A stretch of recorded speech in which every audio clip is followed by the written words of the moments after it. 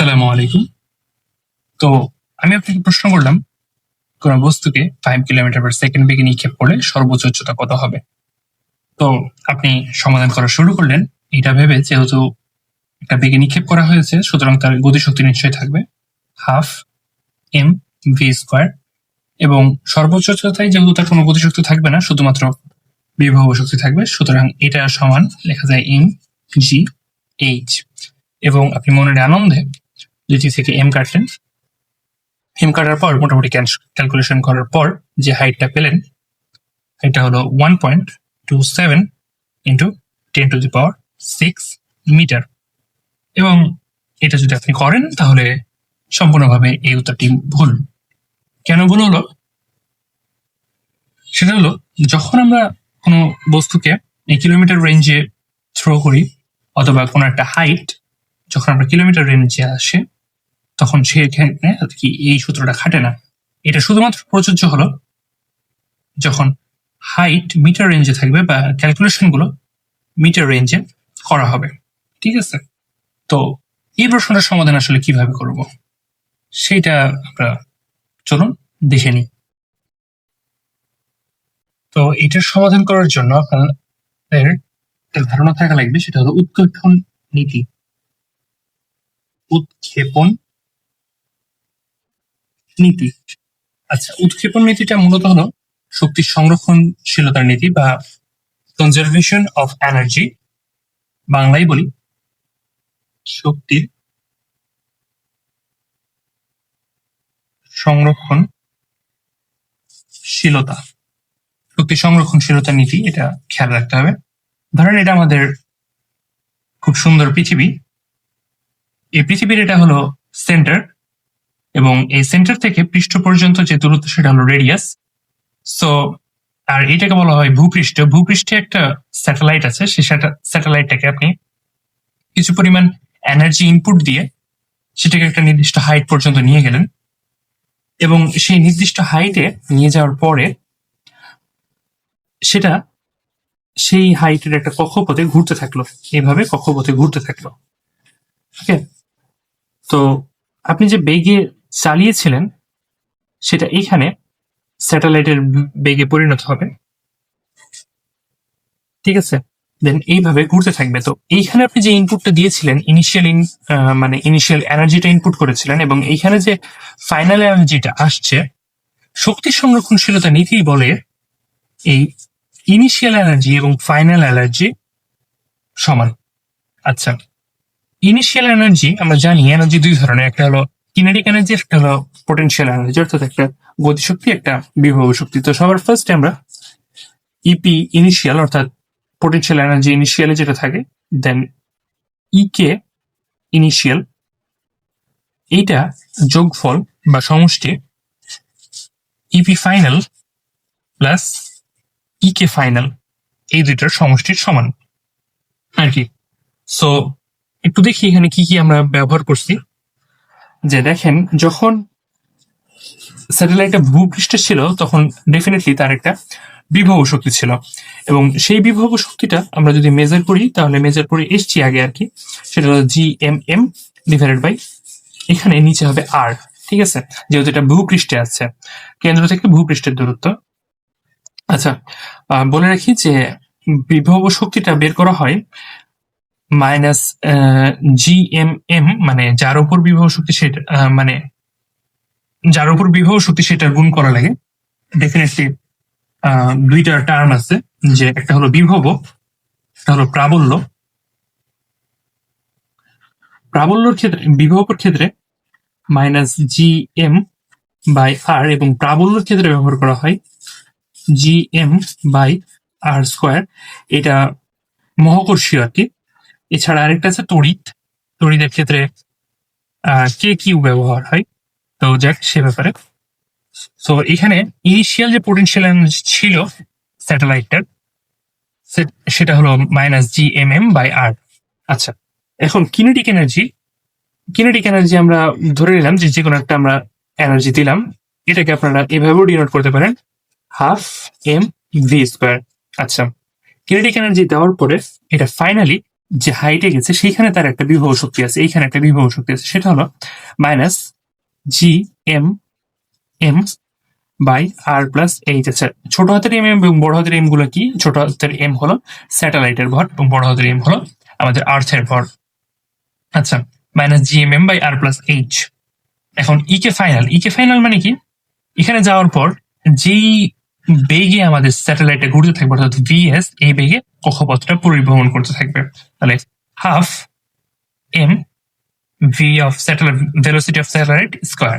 আচ্ছা, velocity of স্যাটেলাইটটা কি আসলে এটা একটু দেখেন, যে আমরা আগে পড়ে আসছি velocity of satellite root G M by R plus H. এটা হলো যে কোনো নির্দিষ্ট কক্ষপথে কোনো স্যাটেলাইট ঘুরলে তার বেগ। আচ্ছা, এটার সাথে একটা খুব নিকটতম একটা সূত্র আছে, সেটা হলো ভেলোসিটি অফ স্কেপ ভেলোসিটি অর্থাৎ মুক্তিবেগ, এটা মুক্তিবেগ। সো সিমিলার দেখতে, তাই জন্য আমি সূত্রটা উল্লেখ করছি, এছাড়া এটার কোনো কাজ নেই আর কি। Root two G M by R, এটা যে কোনো গ্রহের জন্য প্রযোজ্য এবং এটা স্যাটেলাইটের ক্ষেত্রে খুব সিমিলার দুইটা সূত্র আর কি, মনে রাখবেন। আচ্ছা, তাহলে এখানে মোটামুটি এই যে এই লাইনটা আমরা লিখলাম না, এই যে লাইনটা লিখলাম, এই লাইনটা থেকেই আপনার বুয়েটে প্রতি বছর একটা করে প্রশ্ন আসে। সো এই লাইনটা বোঝা আমাদের জন্য খুব গুরুত্বপূর্ণ। সেটা কি? সেটা হলো যে এখানে একটা স্যাটেলাইট ছিল, সেই স্যাটেলাইটটাকে আমরা কিছু পরিমাণ শক্তি দিলাম এবং এই স্যাটেলাইটের নির্দিষ্ট পরিমাণ বিভব শক্তি ছিল ভূপৃষ্ঠে থাকাকালীন, সেটাকে আমরা কিছু পরিমাণ শক্তি দিয়ে নির্দিষ্ট একটা উচ্চতায় নিয়ে গেলাম। সেই উচ্চতায় এই স্যাটেলাইটের কিছু পরিমাণ বিভব শক্তি হলো এবং সে তার নির্দিষ্ট গতিশক্তি নিয়ে এইখানে কক্ষপথে ঘুরে থাকলো। আবারও বলছি, এই লাইনটা বোঝা খুবই সিগনিফিক্যান্ট। ওকে, এখান থেকে বুয়েটের প্রতি বছরের প্রশ্ন আসে। তারপরে আমরা অগ্রসর হই এবং কিছু প্রশ্ন সলভ করার মাধ্যমে এই কনসেপ্ট গুলো আপনাদের কাছে খুব ক্লিয়ার করার চেষ্টা করব। আচ্ছা, তাহলে প্রথম প্রশ্নটা আমরা একটু চোখ বোলাই। বলা হচ্ছে যে কোনো বস্তুকে ভূপৃষ্ঠ হতে নিক্ষেপ করে 3r উচ্চতায় তুলতে কত শক্তি প্রদান করতে হবে। আচ্ছা, এখানে একটা জিনিস দেখেন যে ভূপৃষ্ঠে আছে, তাকে নিক্ষেপ করে আমরা 3r উচ্চতায় কেবলমাত্র তুলবো। 3r উচ্চতায় কিন্তু সেই বস্তু বা সেই জিনিসটা কিন্তু কোনো ঘোরাঘুরি করবে না। অর্থাৎ এটা তো মনে করেন আর্থ থেকে আমরা কিছু পরিমাণ শক্তি দিব এবং সেটা 3r উচ্চতায় যাবে। 3r বলতে গেলে যে এখানে মারটা আসলে একটা নির্দিষ্ট হাইটই বোঝাচ্ছে। তো ধরে নিলাম যে পৃথিবীর ব্যাসার্ধে 3 গুণ ব্যাসার্ধের উচ্চতায় সেই স্যাটেলাইটটা জাস্ট তুলতে হবে, সেটা কিন্তু ঘুরবে না। ঠিক আছে, ঘুরবে না, এটা একটু মনে রাখবেন। আচ্ছা, তাহলে আমরা সমাধান শুরু করতে পারি। এখানে যখন ছিল তখন তার যে বিভব শক্তি ছিল minus G M by R. আচ্ছা, আর তার কোনো গতিশক্তি ছিল না, সে স্থিরই ছিল, গতিশক্তি 0। এরপরে আমরা তাকে কিছু পরিমাণ শক্তি দিলাম, এই শক্তি দেওয়ার মাধ্যমে সে এখানে উঠবে। আচ্ছা, এখানে ওঠার পর তার একটা আবার অভিভব শক্তি হবে, এটা কিন্তু আর না, আর প্লাস এই যে 3r, তাহলে 4r। আর এখানে তাকে শুধুমাত্র আমরা উঠাবো, এখানে কোনো আমরা কি করব না, কোনোভাবে ঘোরাবো না। আচ্ছা, তাহলে সেই ক্ষেত্রে কিনেটিক এনার্জি, ফাইনাল কিনেটিক এনার্জি সেটা 0 হবে। ঠিক আছে, আপনাদের পূর্ববর্তী সূত্রটা মনে আছে কিনা, সেই সূত্র অনুযায়ী অর্থাৎ KE initial PE initial plus KE initial is equal to PE final plus E K final.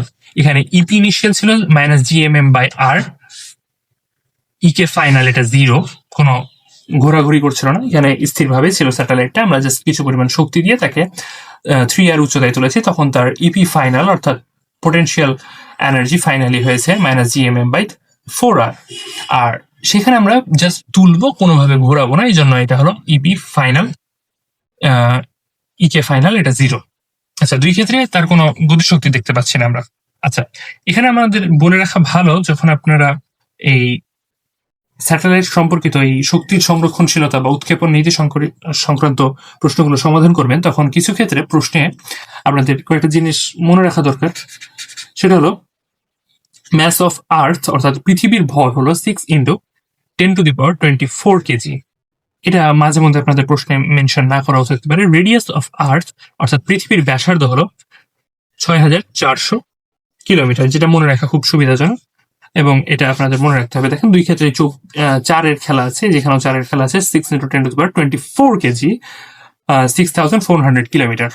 ওকে, এই দুটা মনে রাখতে হবে। আচ্ছা, তারপরে আপনারা যখন এখানে ক্যালকুলেশন করবেন তখন এইদিকে এখানে ম্যাস আমি মেনশন করলাম, রেডিয়াস অফ আর্থ মেনশন করলাম। তো এখানে 3r অর্থাৎ পৃথিবীর যে ব্যাসার্ধ তার 3 গুণ উচ্চতায় তুলতে হয়েছে আর কি।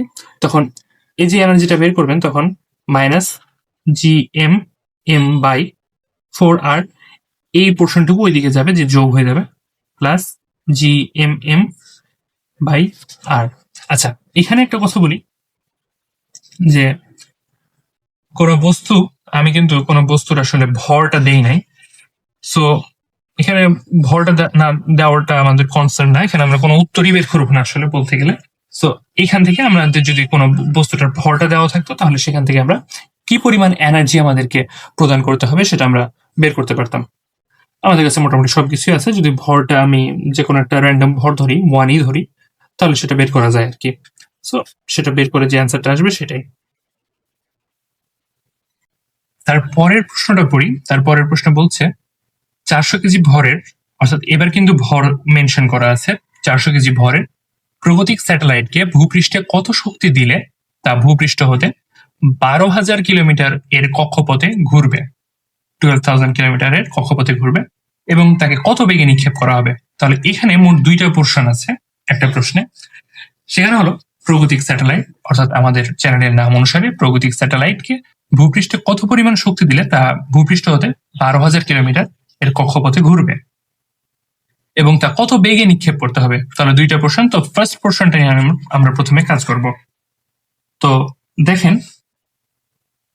যে প্রথমত আমাদের যে প্রাগতিক স্যাটেলাইটটা আছে সেই স্যাটেলাইট ডেফিনেটলি ভূপৃষ্ঠে ছিল। তাহলে তার এখানে ভূপৃষ্ঠে যে বিভব শক্তি হলো সেটা হলো GMM/r। আচ্ছা, ভূপৃষ্ঠে এটা কিন্তু স্থিতি শক্তি বা বিভব শক্তি। এখন তার ডেফিনেটলি সেই স্থির আছে, তার কোনো বিভব গতিশক্তি নাই। তাহলে সেখানে আমরা জাস্ট কিছু পরিমাণ এনার্জি দেব। এনার্জি দেওয়ার পরে সে কোথায় যাবে? 12,000 কিলোমিটার উচ্চতায়। সেখানে গিয়ে তার একটা কি হবে? গতিশক্তি হবে। সরি, 12,000 কিলোমিটার উচ্চতায় গিয়ে তার একটা বিভব শক্তি হবে। সো এটা R+H, এবং এই বিভব শক্তির সাথে সেখানে হচ্ছে যে সে কক্ষপথে কিন্তু ঘুরতে থাকবে। তাহলে তার কিন্তু একটা ইকে আছে, অর্থাৎ ইকে ফাইনাল বা একটা সর্বশেষ গতিশক্তি আছে। অর্থাৎ এই কেন্দ্র, এই পৃথিবী থেকে আমরা কত কিলোমিটার উচ্চতায়? 12,000 কিলোমিটার উচ্চতায় ভূপৃষ্ঠ থেকে এখানে স্যাটেলাইটটা ছিল। এই স্যাটেলাইট যখন এখানে ছিল তখন তার বিভব শক্তি ছিল -GMM/r, এবং তাকে যখন আমরা কিছু পরিমাণ শক্তি দিলাম স্থির থাকা একটা স্যাটেলাইটকে, স্যাটেলাইটের নাম হলো প্রাগতিক স্যাটেলাইট, এটুকু আর, যখন আমরা কিছু পরিমাণ শক্তি দিলাম তখন সে R+12,000 কিলোমিটার এর উচ্চতায় গিয়ে তার বিভব শক্তি হলো GMM/r+H, এবং সেইখানে গিয়ে সে একটা নির্দিষ্ট কক্ষপথে পরিভ্রমণ করতে থাকবে এবং সেখানে তার কিছু পরিমাণ গতিশক্তি থাকবে। আচ্ছা, এই গতিশক্তির একটু খেয়াল করেন, এখানে যে গতিশক্তি থাকবে সেটা ডেফিনেটলি ½ ভি অফ স্যাটেলাইট, অর্থাৎ স্যাটেলাইটের যে গতিশক্তি হয় সেইটা, এবং ভি অফ স্যাটেলাইট আমরা শিখেছিলাম √GM/r+H, অর্থাৎ এখানে 12,000 কিলোমিটার। এটাকে যদি আমরা স্কয়ার করি তাহলে টোটাল সূত্রটা কি দাঁড়ায় সেটা একটু দেখি। -GMM/r plus energy is equal to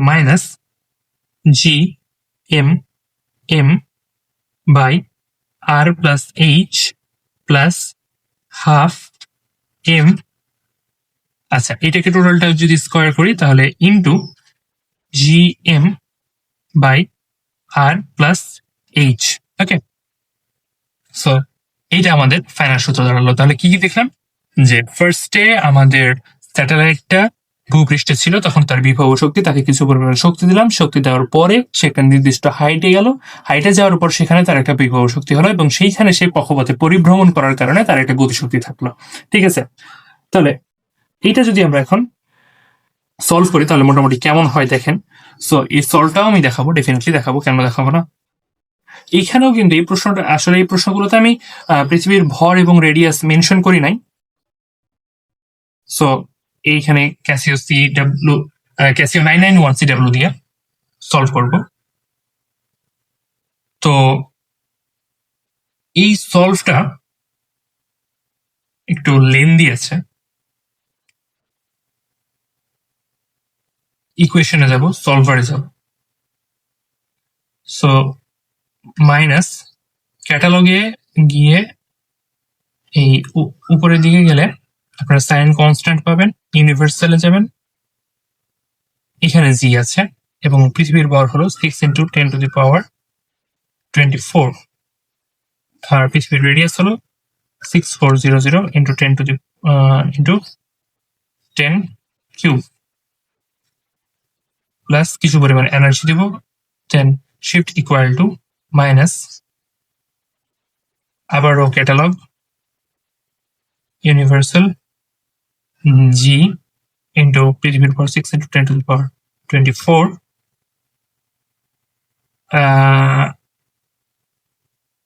into, আচ্ছা এখানে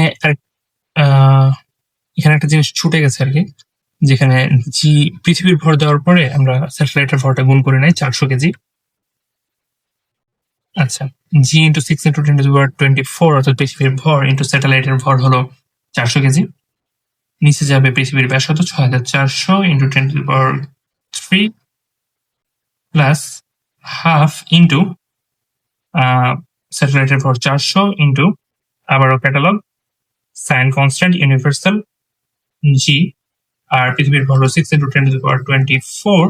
অনেকে আবার বলে যে ভাইয়া পৃথিবীর ভরটা কেন ক্যালকুলেটরে দিল না, এটা একটু আপনাদের মনে রাখতে হবে, ক্যালকুলেটরে পৃথিবীর ভর নাই কিন্তু কনস্ট্যান্ট আকারে। আচ্ছা, তারপরে রেডিয়াস অফ আর্থ 6400 × 10⁻3 প্লাস, আচ্ছা কি পরিমাণ হাইটে নিয়েছি সেটা একটু কনসিডার করা লাগবে। আচ্ছা, আমি মনে হয় পূর্বেরটাতেও পড়ি নাই। আচ্ছা, এখানে পৃথিবীর ভর দিচ্ছি আমি ঠিকই, কিন্তু এই যে এই জায়গাটাতে ফার্স্টে যে কোশ্চেনটা লিখছিলাম সেখানে হলো 12,000 কিলোমিটার, এটা একটু মেনশন করা লাগবে। 12,000 × 10⁻3। আচ্ছা, এখানেও হাফ ইন্টু এম অর্থাৎ হলো আমাদের প্রগতিক স্যাটেলাইটের ভর, এটা জি ইন্টু পৃথিবীর ম্যাস, আর এখানে পৃথিবীর রেডিয়াস দিয়েছি, তার সাথে আমাদের যোগ করা লাগবে যে উচ্চতায় যাবে সেই হাইটটা, 12,000 × 10⁻3। এরপরে যদি আমরা এক্সিকিউট করি, খুব সম্ভবত আসার কথা এবং আসছে, ঠিকই আছে, মোটামুটি যে এনার্জিটা পেয়েছি 2 × 10⁻10 জুল। আচ্ছা, এখানে আমাদের আরেকটা পোর্শন আছে কোশ্চেনের পোর্শনটা হলো যে এটাকে কত বেগে নিক্ষেপ করতে হবে। সো এটাকে কত বেগে নিক্ষেপ করতে হবে, এই এনার্জির এখানে যদি আমরা হাফ mv² দিই এবং 2 × 10⁻10 করি এবং সেইখান থেকে যদি আমরা এম এর ভর 400 এবং ভিটা বের করি তাও হবে। তাছাড়া আমি এখানে আপনাদের একটা জেনারেল ফরম্যাট দেখাবো এই সূত্রটা থেকে, মানে এই লাইনটা থেকে আর কি, সূত্রটা থেকে, এই লাইনটা থেকে কেমনে দেখেন একটু দেখেন। এনার্জিটাকে আমরা একপাশে রাখলাম এবং বাদ বাকি সবকিছুকে অন্য পাশে বার করলাম। সো দেখেন এখানে আছে প্লাস হাফ gmm/r+h, এখানে মাইনাস, তাহলে টোটাল গিয়ে কত দাঁড়ায় আপনি একটু খেয়াল করেন তো। মাইনাস হাফ অর্থাৎ এখানে প্লাস হাফ, এখানে -1, তাহলে মোটামুটি -1/2 gmm/r+h, এবং এইখানে এই যে জিনিসটা আছে এই জিনিসটা ওই পারে চলে গেল, তাহলে মানে ভূপৃষ্ঠের যে বৈভব শক্তি সেটা gmm/r। এখন আমরা যেহেতু কত বেগে নিক্ষেপ করা হচ্ছে সেটা বের করব, তাহলে দেখেন যে হাফ এম ভি স্কোয়ার, এটা যদি আমরা আবার ফার্স্টে লিখি G M M by R, অর্থাৎ পজিটিভ জিনিসগুলো আমরা আগে লিখতেছি, minus half G M M by R plus H. আচ্ছা দেখেন চতুর্দিকে আমার এম কাটা যায়, কিন্তু এম এম এম দুই সাইডে কাটা গেল। আচ্ছা তারপরে কি করব, এই দুইটাকে ওইদিকে পাঠিয়ে দেই, তাহলে V square is equal to, দুইটাকে যদি এদিকে পাঠাই তাহলে two G M by R minus এই দুই যদি এদিকে যায় তাহলে দুই দুই কাটা যায়, তাহলে G M by R plus H. আচ্ছা এখন যে বেগে আমরা নিক্ষেপ করেছিলাম, দেখেন V square is equal to two G M by R, ঠিক আছে কিনা? জি এম বাই আর আমরা মুক্তি বেগের সূত্র শিখেছিলাম, V escape velocity is equal to gm by r root gm by r। তো এখানে gm by r আছে, তার মানে কি 2 into v escape, sorry root 2 gm by r, তাহলে এখানে 2 আছে, রাইট? 2 আছে, তাহলে 2 থাকা মানে 2টা লাগবে না, তাহলে ভি escape স্কোয়ার, এটাকে যদি স্কোয়ার করি তার মানে আর কি এরকমই দাঁড়ায় 2gm by r। আচ্ছা minus gm by r plus H, এই যে এই সূত্রটা আবার কিসের, ভি স্যাটেলাইট, এটা সূত্র, তাহলে মাইনাস ভি অফ স্যাটেলাইট, অর্থাৎ এটা আমরা যে বেগে নিক্ষেপ করেছিলাম ভি ইনিশিয়াল বা থ্রো করার যে ভেলোসিটিটা, তাহলে মোটামুটি এইটা দাঁড়ায়। তো আমরা কোনো একটা স্যাটেলাইটকে কত বেগে নিক্ষেপ করতেছি সেটা আমরা বের করতে পারি আমরা যদি স্কেপ ভেলোসিটি জানি ওই গ্রহের এবং স্যাটেলাইটের বেগটা জানি, তাহলে বের করতে পারা যায় আর কি, দেখলাম আর কি। সো এটা মোটামুটি একটা শর্টকাট হিসেবে বের করা যায়, অথবা আপনারা যে মেইন লাইন সেখান থেকে যদি বের করতে চান যে কত বেগে আমরা নিক্ষেপ করতেছি সেটাও বের করতে পারেন। সো এই প্রশ্নটা একটু ইম্পর্টেন্ট ছিল এবং খুব বোঝার মতো ছিল। ধন্যবাদ। তারপরের প্রশ্নগুলোতে আসি, ঠিক আছে? তার পরের প্রশ্নটায় আসি, সেখানে বলছে প্রগতিক স্যাটেলাইটকে ভূপৃষ্ঠ হতে 9.5 কিলোমিটার পার সেকেন্ড বেগে নিক্ষেপ করলে এর কক্ষপথের উচ্চতা। এটা মূলত আমাদের প্রথম যে প্রশ্নটা আমরা দেখছিলাম না, যে যেটা দিয়ে আমরা ভুল শুরু করলাম, যে একটা বস্তুকে 5 কিলোমিটার পার সেকেন্ড বেগে নিক্ষেপ করলে সেটা কত উচ্চতায় যাবে। তো ওইখানে ছিল 5 কিলোমিটার পার সেকেন্ড, এখানে ছিল 9 কিলোমিটার পার সেকেন্ড, ঠিক আছে? Nothing change. তো এটা করি, প্রগতিক স্যাটেলাইটকে ভূপৃষ্ঠ হতে 9.5 কিলোমিটার পার সেকেন্ড। আপনারা যখন জানতেন না তখন করতেন কি half M V square is equal to M G H, but না, এখানে সে ভূপৃষ্ঠে যখন থাকবে তখন তার একটা নির্দিষ্ট পরিমাণ বিভব শক্তি minus G M M by R, এবং তাকে আমরা চালাইছি কত, হাফ এম, ভিটা কত 9.5, তার মানে 9.5 কিলোমিটারের জন্য 10 cube half M V square, এবং সে যেই হাইটটাতে যাবে সেটা কিরকম, যে হাইটে যাবে সেখানে তার একটা বিভব শক্তি থাকবে minus G M M by যে হাইটটা, এই হাইটে আমরা বের করতে চাই আর কি, প্লাস। আচ্ছা কক্ষপথের উচ্চতা, তো বলে রাখি যে কোন স্যাটেলাইট যখন মেনশন করা থাকবে তখন তাকে আপনি আসলে স্থির রাখতে পারবেন না সেই কক্ষপথে, সেখানে ঘোরাতে হবে। সো ডেফিনেটলি তার একটা কি থাকবে, গতিশক্তি থাকবে। তাহলে half M V satellite square, V of satellite square, যে ভি এর মানটা আমরা কি, ভি স্কোয়ার এর মানটা কি, G M by R plus H, ঠিক আছে? তাহলে ভি এর মান এটা আমরা এর আগেই করে আসলাম, যেটা এরকম আসবে ভি স্কোয়ার, সব ক্যালকুলেশন করার পরে দেখেন যে আমরা সেখানে পেয়েছিলাম V escape square minus V satellite square. Escape square মানে কি 2gm বাই আর মাইনাস, আর স্যাটেলাইটের যে বেগটা সেটা স্যাটেলাইটের বেগের স্কোয়ার করলে gm by R plus H. So এখানে জিটা হলো মহাকর্ষীয় ধ্রুবক, যেটা 6.67, into 10 to the power minus 11, mass of earth 6 into 10 to the power 24, যেটা আমরা বারবার মেনশন করতেছি। এই হাইটে আমাদের কত সেটা বের করতে হবে। রেডিয়াস অফ আর্থ হলো 6400 into 10 to the power 3 metre.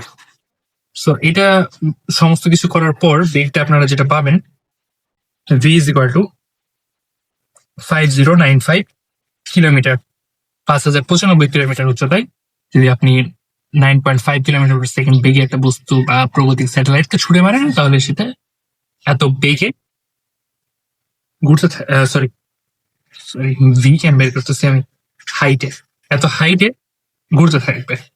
Sorry V না, এটা ভি না, এটা তো আমরা যেই ভিতে চালাইছি আর কি, ঠিক আছে। এটা বুঝতে পারলাম তো, এটা আগের প্রশ্ন থেকে আমরা পাইছি। এখানে এই যে এম এম এম এম চতুর্দিক থেকে কাটা যায়, তারপরে এই সমস্ত ক্যালকুলেশন করার পরে এই এইচটা আসতেছে আর কি। সো এটা আপনারা ক্যালকুলেটার করতে পারেন, আমি অলরেডি একটা দেখাইতেছি ক্যালকুলেটার কিভাবে করা লাগে। তো তারপরের প্রশ্নে যাওয়া যাক। আচ্ছা, এই প্রশ্নটা একটু মানে লেন্দি, তবে খুব সহজ, বেশি কঠিন কিছু নয়। 10,000 কেজি ভরের একটা স্যাটেলাইট ভূপৃষ্ঠে ছিল, ঠিক আছে, মানে পৃথিবীর পৃষ্ঠে ছিল 10,000 কেজি ভরের একটা স্যাটেলাইট, মনে করেন যে ইলন মাস্ক রাখছে। তো একে কিছু শক্তি প্রদান করে 2400 কিলোমিটার উচ্চতার কক্ষপথে নেওয়া হলো। অর্থাৎ যে স্যাটেলাইটে ভূপৃষ্ঠে ছিল 10,000 কেজি ভরের, একে ফার্স্টে শক্তি প্রদান করে 2400 কিলোমিটার উচ্চতার কক্ষপথে নেওয়া হলো। পরে আরো কিছু শক্তি দিয়ে তাকে অসীমে পাঠানো হলো। অর্থাৎ এই যে ফার্স্টে আপনি 2400 কিলোমিটার উপরে উঠালেন, ওই 2400 কিলোমিটার উপর থেকেই তাকে আবার অসীমে পাঠানো হলো শক্তি দিয়ে। এখন এই দুই ক্ষেত্রে কত শক্তি প্রয়োজন হয়েছিল? তাহলে ফার্স্টে আমার এই পোর্শনটাতে শক্তি লাগবে, তারপরে আমার এই পোর্শনটাতে শক্তি লাগবে। তাহলে দুই ক্ষেত্রে কত শক্তি লেগেছিল সেটা বের করতে বলছে আর কি। সো শুরু করা যাক। তো প্রথম ক্ষেত্রে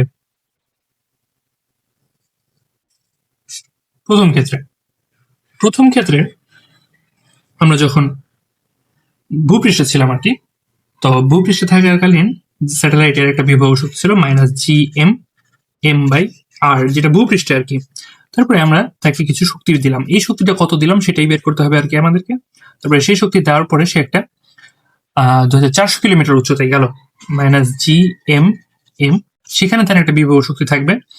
সো সেটা হলো -gmm/r, অর্থাৎ পৃথিবীর ব্যাসার্ধ, প্লাস এখানে এইচটা কিন্তু আমরা জানি 400 কিলোমিটার, তাহলে 2400 into 10 to the power 3। আচ্ছা, এখানে সব এসআই ইউনিট বা মিটারে ব্যবহার করবেন আর কি। সব প্রশ্নে আর কি কিছু মেনশন করা না থাকলে এসআই ইউনিটটা ব্যবহার করাই সব থেকে সুবিধাজনক।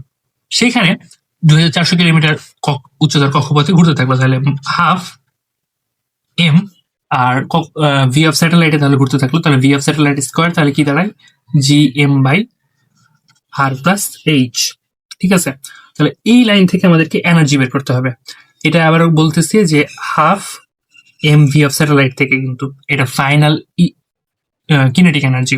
তাহলে এখানে একটা পোটেনশিয়াল এনার্জিতে ভূপৃষ্ঠে ছিল, তাকে আমরা কিছু শক্তি দিলাম, স্থিরই ছিল এখানে আমরা কিছু শক্তি দিলাম, সেই শক্তি নিয়ে সে 2400 কিলোমিটার উচ্চতার কক্ষপথে গেল এবং সেইখানে সেই কক্ষপথে ঘুরতে থাকলো। আচ্ছা, তাহলে এইটা যদি আমরা সম্পূর্ণ সলভ করি তাহলে একটা এনার্জি পাবো 3.98 into 10 to the power 10 joule. বেশ ভালো একটা শক্তি দেওয়া লাগছে ফার্স্টে। আচ্ছা, তারপরে দ্বিতীয় পোর্শনে আসি দ্বিতীয় ক্ষেত্রে। সো দ্বিতীয় ক্ষেত্রে এইখানে কিন্তু আমরা আর ভূপৃষ্ঠ নাই, এখন কিন্তু আমরা আছি কোথায়? আমরা আছি 2400 কিলোমিটার উচ্চতায়। এখন এই 2400 কিলোমিটার উচ্চতায় তার যে বিভব শক্তি, এইটা বসাবো আমরা, -gmm/r প্লাস এইচ। এইচটা মানে কিন্তু এখানে এই 2400 কিলোমিটার, এটাই বসবে আর কি। আচ্ছা, এখন এইখানে যখন আমরা 2400 কিলোমিটার আছি উচ্চতায়, তখন কিন্তু সে আবার স্থির নাই, সে আবার কক্ষপথে পরিভ্রমণ করতেছে। তাহলে পরিভ্রমণ করার ক্ষেত্রে তার একটা গতিশক্তি নিশ্চিত আছে। সেই গতিশক্তিটা কি? হাফ এই যে এই গতিশক্তিটুকু সেটা নিচে এইটাতে ঘুরতেছে, হাফ mgm/r প্লাস এইচ। এখানে এম কিন্তু পৃথিবীর ম্যাস, এটা কিন্তু স্যাটেলাইটে, যেটা হলো 1000 কেজি এই প্রশ্নের ক্ষেত্রে, আর হলো রেডিয়াস অফ আর্থ, এইচ হলো হাইট, যেটা 2400 কিলোমিটার। আচ্ছা, এখন আমরা এই যে 2400 কিলোমিটার উচ্চতায় এই বিভব শক্তি, এই গতিশক্তি নিয়ে ওই স্যাটেলাইট আছে, তাকে আরো কিছু পরিমাণ শক্তি দিলাম, এনার্জি দিলাম, রাইট? এখানে তাকে আরো কিছু পরিমাণ শক্তি দিলাম, এবং সে কোথায় গেল? সে গেল অসীমে। অসীমে, ঠিক আছে? তাহলে অসীমে যখন যাবে তখন তার নিশ্চিত অসীমে একটা কি থাকবে? অসীমে তার একটা বিভব শক্তি থাকবে, G M M by R plus H dash. এই এইচ ড্যাশটা আমরা জানি না কত অসীমে আসলে যাবে, এবং সেখানে একটা গতিশক্তিটাও থাকবে ই কে। আচ্ছা, এখন বলি যে এইচ যেখানে যাবে সেটা কোথায়? সেটা হলো অসীমে, ইনফিনিটিতে। এখন আমরা জানি যে something by infinity is tends to zero, অর্থাৎ এইখানে এই টোটালটা হবে আমাদের জিরো। আচ্ছা, অসীমে যখন যাবে তখন আসলে তার পৃথিবী কর্তৃক কোনো আকর্ষণ থাকবে না, এবং সে মোটামুটি অসীমে গেলে তার আর কোনো মানে গতিশক্তিও থাকবে না, সেটাও জিরো হয়ে যায় আর কি। তো অসীমে গেলে তার কোনো গতিশক্তি বিভব শক্তি কাউন্ট করা লাগবে না। অসীমে যখন আমরা পাঠাবো তখন সেই ক্ষেত্রে এনার্জিটা বের করা খুবই ইজি।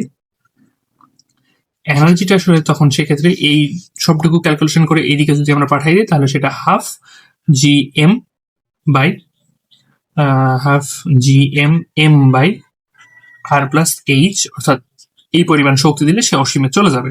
তো এই শক্তিটুকু কত?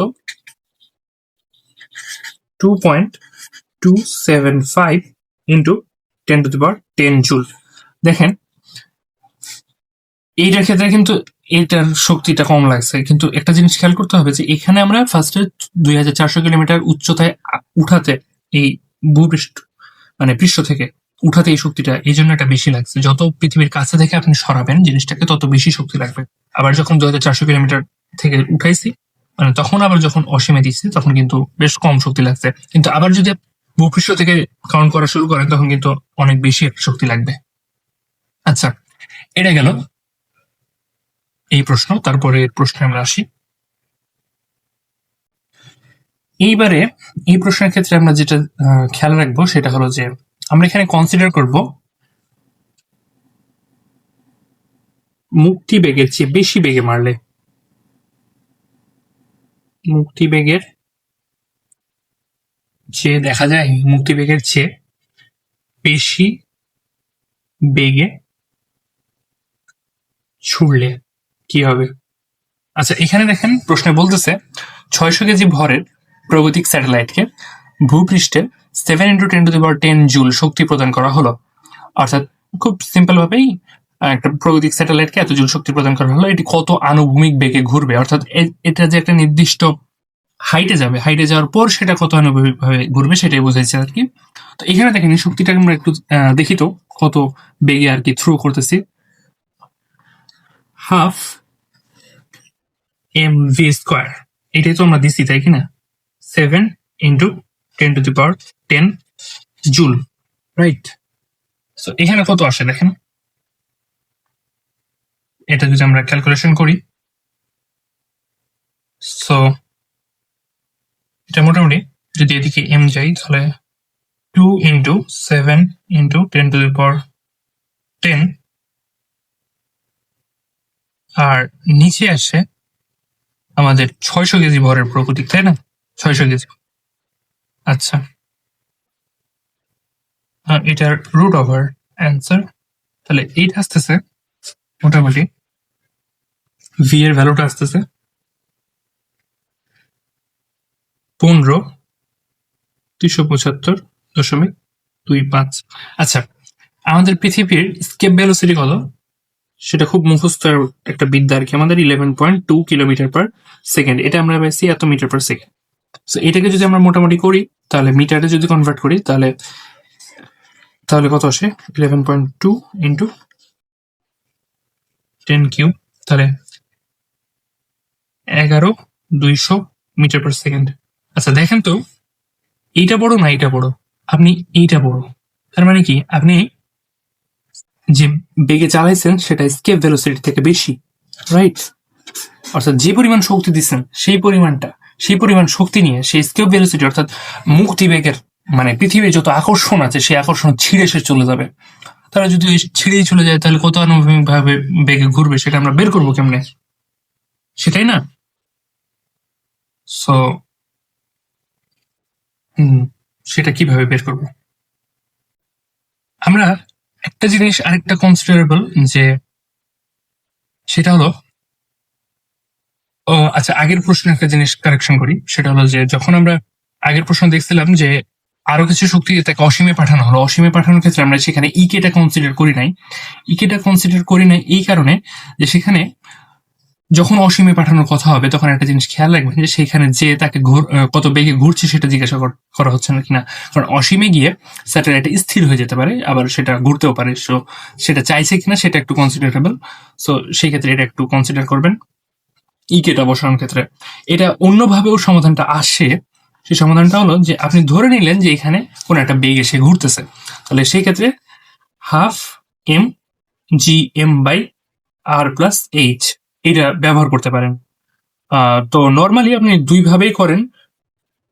আপনার প্রশ্নে মেনশন করা থাকবে, ঠিক আছে? প্রশ্নে মেনশন করা থাকবে। এখানে আমি সামহাউ প্রশ্নে মেনশন করা হয়নি, সো প্রশ্নে মেনশন করা থাকবে, এটা নিয়ে প্যারা খাওয়ার কিছু দরকার নেই।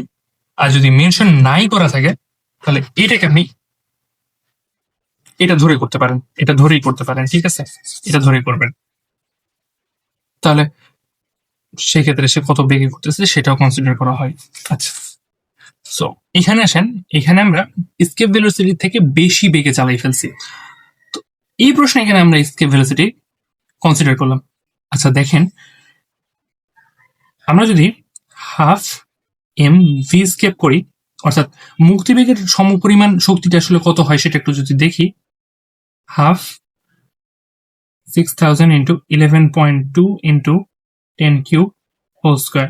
অর্থাৎ আপনি একটা জিনিস খেয়াল করবেন এই প্রশ্নগুলো দিলে সবার ফার্স্টে, যে এবারে যে প্রশ্নটা দিছে সেই প্রশ্নের ক্ষেত্রে আমার সর্বোচ্চ কতটুকু দিলে এই পৃথিবীর বন্ধন শক্তি আর যাবে না। একে যদি 3.76 ইন্টু 10 জুল শক্তি দেওয়া হইতো তাহলেই সে পৃথিবীর আকর্ষণ ছেড়ে চলে যেত। সেখানে তো তার দ্বিগুণের পরিমাণ আর কি শক্তিটা দিছে, আর কি প্রায় দ্বিগুণ পরিমাণ, তাহলে সে তো থাকবেই না। তো যখন আমরা খুব বেশি একটু এনার্জি দেখবো যে এইটার সাথে এটা খুব মিলতেছে না, তখনই আমরা একটু রিচেক মারবো। সো এটার ক্ষেত্রে রিচেক মারা দরকার ছিল। তো এখানে বলা হচ্ছে এটি কত আনুভূমিক বেগে ঘুরবে। আচ্ছা, এটা কিন্তু অসীমেই যাবে আর কি, যেহেতু পৃথিবীর আকর্ষণ ছেড়ে চলে যাবে সেখানে আনুভূমিক বেগে ঘুরবে, এটা কনসিডার করা দরকার। আগের প্রশ্নটাতে একটু মিস্টেক ছিল আর কি। সো এইখানে দেখেন যে আমরা ফার্স্টে ওই 600 কেজি ভরের যে স্যাটেলাইট সেটা আমাদের পৃষ্ঠে ছিল, এই পৃষ্ঠ থেকে আমরা সেটাকে এনার্জি দিয়ে পাঠিয়ে দিছি। সো এনার্জি দিয়ে এমন ভাবে পাঠাইছি যে পৃথিবীর মুক্তিবেগ ছেড়ে সে চলে গেছে। তাহলে যখন সে পৃষ্ঠে ছিল তখন minus G M M by R, অর্থাৎ পৃথিবীর পৃষ্ঠে তার একটা বিভব শক্তি ছিল, প্লাস তাকে একটু এনার্জি দিছি, সেখানে সে স্থির ছিল, কোনো গতিশক্তি ছিল না। সেখানে সে একটা হাইটে যাবে, হাইটে যাওয়ার পর তার একটা বিভব শক্তি হবে, সেটা এই বিভব শক্তি। এখন বলে রাখি যে এই এইচটা কত, ইনফিনিটি, তার মানে কি এই টোটালটা 0, এবং তার সেখানে একটা বলছে কত আনুভূমিক বেগে ঘুরবে, তার মানে ডেফিনেটলি সেখানে একটা তার গতিশক্তি আছে হাফ এম ভি স্কোয়ার। এখন এখান থেকে ক্যালকুলেশন করে ভি এর মানটা আপনারা খুব ইজিলি বের করতে পারবেন, ঠিক আছে? আচ্ছা, তারপরে আরেকটা প্রশ্ন দেখুন। তারপরে আরেকটা প্রশ্ন হলো, সেটা হলো মুক্তি বেগের থেকে বেশি বেগে যদি আমরা ছুড়ে ফেলি কোনো বস্তুকে 4VE বেগে নিক্ষেপ করলে, অর্থাৎ 4VE মানে কি, স্কেপ ভেলোসিটির 4 গুণ বেগে, মুক্তি বেগের 4 গুণ বেগে আমরা নিক্ষেপ করছি, তাহলে চূড়ান্ত বেগ কত হবে? সো এটা একটু ক্যালকুলেশন করি। Minus G M M by R, যখন সে কোথায় থাকবে, ভূপৃষ্ঠে থাকবে, তখন তার বিভব শক্তি, প্লাস হাফ মানে কতটুকু শক্তি দিচ্ছি, গতি শক্তি হবে আর কি, হাফ এম, এই যে এই বেগে চালাইছি তাই কিনা, তাহলে half M 4VE whole square is equal to, সে স্কেপ ভেলোসিটি 4 গুণ বেগে তাকে থ্রো করছে, তার মানে কি সে পৃথিবীর আকর্ষণ ছেড়ে চলে যাবে। তার মানে এখানে minus G M M by R plus H, এই এইচ হবে কত, ইনফিনিটি, এটা টোটালটা হবে 0, এবং তার সেখানে ফাইনালে গিয়ে চূড়ান্ত বেগ কত হবে সেটা বের করার জন্য আমরা হাফ এম ভি স্কোয়ার বের করবো। এখানে কিন্তু আবার ভি স্যাটেলাইট বের করে দিও না, কারণ এটা পৃথিবীর আকর্ষণের মধ্যে কোনো বেগ এসে ঘুরবে না, সেই জন্য এখানে ভি স্যাটেলাইট কোনো রকম ভাবে ব্যবহার করা যাবে না। আচ্ছা, সো দেখো এখানে কিন্তু আবারও চারদিক থেকে এম গুলা কাটা যায়, এম এম এম কাটা যায়। সো এখানে যখন এম গুলা কাটা যাচ্ছে, তাহলে এটা ভি ফাইনাল, এটা ভি ইনিশিয়াল, এটাকে আমরা ভি ইনিশিয়াল ডিনোট করলাম। এখানে আমরা একটা সুন্দর সূত্র টাইপ পাবো আর কি।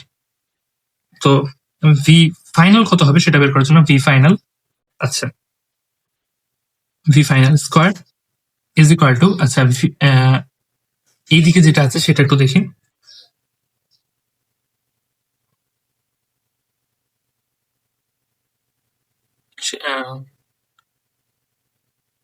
এখানে হাফ আছে, হ্যাঁ এখানে হাফ আছে। এখানে ভি ফাইনাল ক্ষেত্রে half V initial minus G M by R, G M by R. আচ্ছা, সো এখানে আমরা জোর করে, যেহেতু স্কেপ ভেলোসিটির সূত্রের ক্ষেত্রে স্কেপ ভেলোসিটি হলো √2gm/r, সো এখানে আমরা এটা √2 নিলাম। সো স্কোয়ার করার জন্য √2 ইন্টু √2, তার মানে কি টোটাল 2 নিলাম, তার মানে এখানে একটা হাফ দিয়ে গুণ করা লাগবে, হাফ দিয়ে গুণ করলাম। সো দেখেন এখানে কি আসে, half V final square is equal to half, আচ্ছা V initial square, V initial square minus এই যে হাফ ভি স্কেপ স্কোয়ার, তার মানে সব দিক থেকে হাফ কাটা যায়, স্কোয়ারটা যদি আমি এভাবে দেই, V final is equal to root over V initial square minus V escape square. অর্থাৎ যদি আপনার কোন একটা নিক্ষিপ্ত বস্তু যেটা কিনা স্কেপ ভেলোসিটি থেকে বেশি বেগে নিক্ষিপ্ত হয়েছে, সেটা যদি আমরা ইনিশিয়াল ভেলোসিটি জানি, স্কেপ ভেলোসিটির মাধ্যমে ফাইনাল ভেলোসিটিটা খুব ইজিলি বের করা যায়। এটা একটা গুরুত্বপূর্ণ পার্ট আর কি। আচ্ছা, তারপরে এর পরের পোর্শনে আমরা কয়েকটা প্রশ্ন সলভ করার চেষ্টা করি। সো এই প্রশ্নের সমাধানটা আমি এখন দিব না, অন্য কোনো একটা পার্টে দিব। তো এই প্রশ্নগুলো আপনারা একটু দেখে রাখতে পারেন, সমাধান করার চেষ্টা করতে পারেন, আমি পরবর্তীতে নিয়ে হাজির হবো আপনাদের সামনে। সো সেখানে বলা হচ্ছে, প্রশ্নগুলো একটু পড়ে দিই তাহলে ভালো হয়। কোন গ্রহের ভর 5 × 10⁻24 কেজি ও ব্যাসার্ধ 6.1 × 10⁶ কিলোমিটার। ডেফিনেটলি এটা পৃথিবী না। সো বলতেছে এই যে গ্রহের ভর এবং ব্যাসার্ধ আছে, সেই গ্রহটির পৃষ্ঠ হতে 2 কেজি ভরের কোন বস্তুকে মহাশূন্যে পাঠাতে প্রয়োজনীয় শক্তি কত? মহাশূন্যে পাঠাতে 2 কেজি ভরের বস্তুকে মহাশূন্যে পাঠাতে। এখন মহাশূন্যে বলতে কি বোঝাচ্ছে? স্পেসে নাকি আপনার অসীমে? এখানে অসীমে ধরতে হবে, মহাশূন্যে মানে অসীমে ধরতে হবে। আচ্ছা, তারপরে আসি। মঙ্গল গ্রহের পৃষ্ঠ থেকে একটি রকেটকে 2 কিলোমিটার/সেকেন্ড বেগে উৎক্ষেপণ করা হলো। মঙ্গল গ্রহের পৃষ্ঠ থেকে, পৃথিবী না কিন্তু, মঙ্গল গ্রহের পৃষ্ঠ থেকে। এখন মঙ্গল গ্রহের পৃষ্ঠ থেকে 2 কিলোমিটার/সেকেন্ড বেগে উৎক্ষেপণ করা হলো। এখানে মঙ্গল গ্রহের ম্যাস দেওয়া আছে, রেডিয়াস দেওয়া আছে, নিচে মেনশন করা আছে আর কি। সো মঙ্গলের বায়ুমণ্ডলের বাধার কারণে রকেটটি, বায়ুমণ্ডলের বাধার কারণে, অর্থাৎ রকেটটা পৃষ্ঠ থেকে যাবে, তো সেখান থেকে যেতে যেতে সে বায়ুমণ্ডলে যে বাধা আছে সে বাধাটা যাবে। তো সেখানে যদি তার প্রাথমিক শক্তির 20% হারায়, আর যদি গতিশক্তির 20% হারায়, অর্থাৎ একবার প্রাথমিক শক্তির 20% হারায়, একবার গতিশক্তির 20% হারায়, তবে রকেটটি পৃষ্ঠ হতে কত উচ্চতায় উঠবে? ঠিক আছে, তবে রকেটটি পৃষ্ঠ হতে কত উচ্চতায় উঠবে? এটা একটা বুয়েটের খুব ফেমাস কোশ্চেন আর কি। আচ্ছা, তারপরে আরো 2টা প্রশ্ন আছে। আরেকটা প্রশ্ন হলো, প্রতিটি 2 × 10⁻30 কেজি ভরের 2টি তারা মুখোমুখি সংঘর্ষের জন্য একে অপরের দিকে ধাবমান। ঠিক আছে, এই প্রশ্নটা আমি একটু এঁকে দিই। এখানে একটা তারা আছে, এখানে একটা তারা আছে, প্রত্যেকটা তারার ভর 2 × 10⁻30 কেজি। তারা মুখোমুখি সংঘর্ষের জন্য একে অপরের দিকে ধাবমান। নিকটবর্তী হওয়ার পূর্বে তারা দুটির মধ্যবর্তী দূরত্ব ছিল 10⁹ কিলোমিটার। অর্থাৎ যখন তারা নিকটবর্তী হয়, তার আগে তাদের দূরত্ব ছিল 10⁹ কিলোমিটার। তাদের গতি ছিল নগণ্য যখন তারা মুখোমুখি সংঘর্ষ হয় আর কি। সংঘর্ষের সময় তাদের বেগ কত হবে? যখন এরা কাছাকাছি আসবে এবং সংঘর্ষ ঘটাবে, তখন তাদের বেগ কত হবে? প্রতিটি তারার ব্যাসার্ধ, অর্থাৎ এই যে তারার ব্যাসার্ধ হলো 10⁴ কিলোমিটার, 2টা তারারই। আচ্ছা, ধরে নাও যে সংঘর্ষ না হওয়া পর্যন্ত তারা দুটি অবিকৃত থাকবে।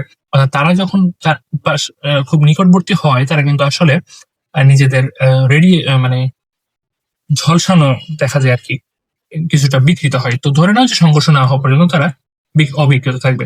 তো এখানে আমি যে ইয়াগুলা দিলাম, শক্তি সংরক্ষণশীলতা, এই শক্তি সংরক্ষণশীলতা নীতি দিয়ে এটা বের করা যায় আর কি, এবং এটা বুয়েটের খুব একটা কনসেপচুয়াল কোশ্চেন। আচ্ছা, আরো একটা প্রশ্ন আছে।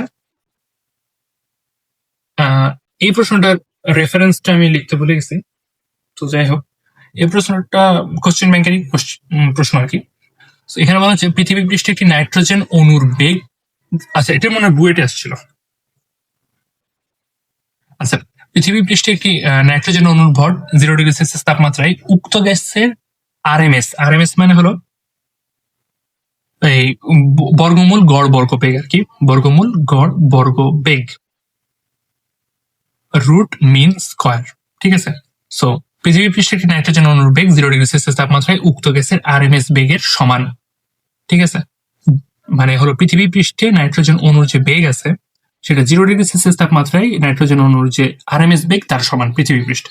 যদি নাইট্রোজেন অণুটি অন্যান্য অণুর সংঘর্ষ ছাড়া সোজা উপরের দিকে উঠে তাহলে কত উপরে উঠবে। ঠিক আছে।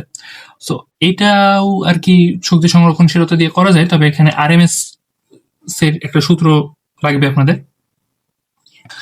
সো সূত্রটা হলো যে আরএমএস বেগের যে সূত্রটা,